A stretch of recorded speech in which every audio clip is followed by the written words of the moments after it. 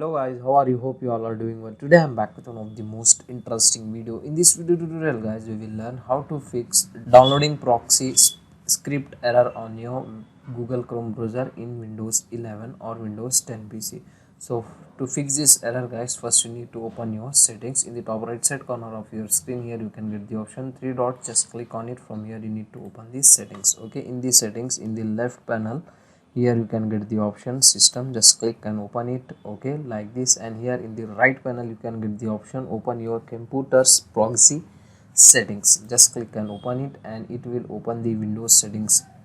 As you can see guys, in the Windows settings here you can get the option automatically detect the setting. Just if you want to fix that problem, just you need to turn off this option. That's it. Now it will 100% fix your problem.